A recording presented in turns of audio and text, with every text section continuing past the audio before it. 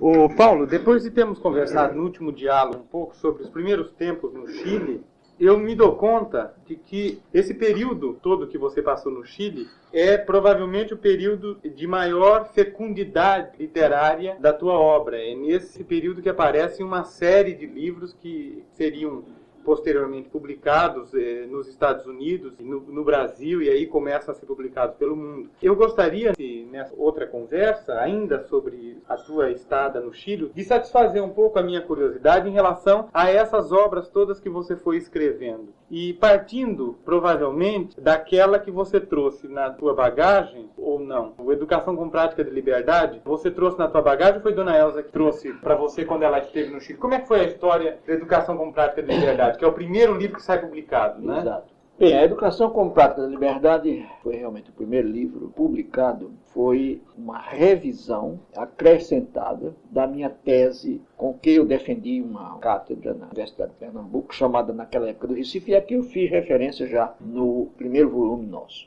Nos intervalos de minhas cadeias no Recife, eu trabalhei o material da tese, acrescentando à tese determinados momentos que não estavam nela, que tinham que ver diretamente com a experiência mais recente, que era a da aplicação mesma do que se chamava método Paulo Freire.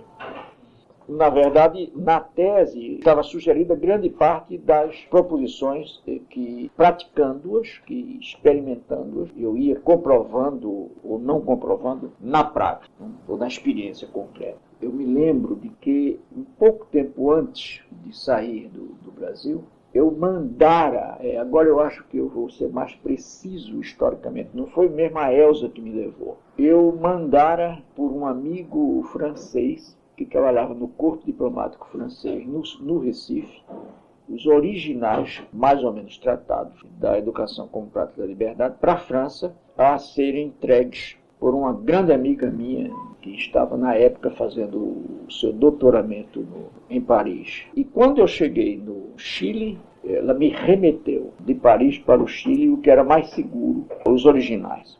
No Chile, então, eu revi os originais e percebi, inclusive, uma série de incongruências. É uma coisa interessante isso. Eu me lembro ainda de que essa querida amiga, que é hoje uma professora respeitável na Universidade Federal de Pernambuco, Silke Weber, eu me lembro que ao remeter para mim os originais que eu lhe havia mandado através do diplomata francês, ela me, inclusive apoiada na grande fraternidade que há entre nós, ela me fazia uma carta, ela leu os originais, em que ela fazia reparos a umas certas incongruências que havia no texto. Obviamente que eu li primeiro a carta, em seguida reli o texto, e quando eu li a carta eu disse, puxa, mas será que eu estava doido?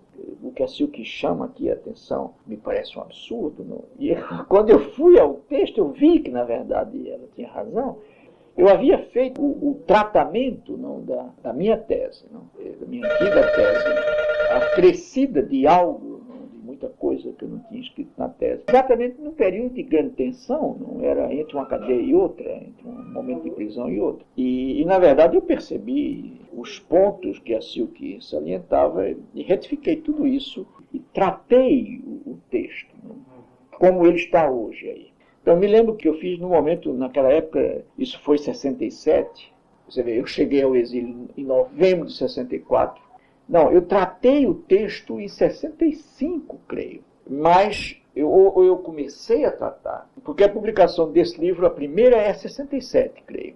Não, deve ser 67 mesmo, porque eu pedi ao meu grande amigo, Álvaro Vieira Pinto, esse grande filósofo brasileiro, nem sempre às vezes bem compreendido, que havia chegado da Iugoslávia para o Chile, e para cuja vinda, uma vez mais, Plínio Sampaio, Paulo de Tarso deram a sua contribuição junto ao governo. E ele havia chegado feliz por ter voltado a um pedaço da América Latina.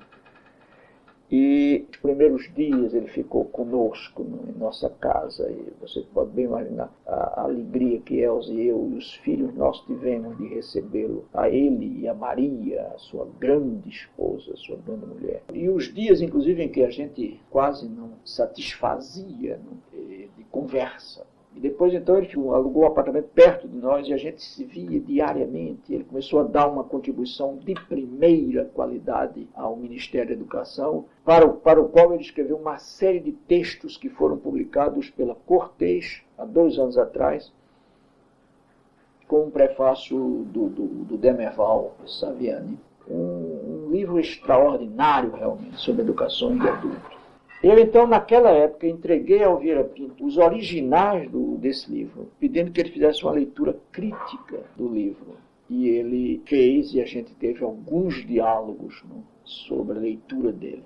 Em seguida, então, eu passei o texto ao Verfort, perguntando se o Verfort aceitava, depois de ler o texto, e não antes, escrever uma introdução ao texto.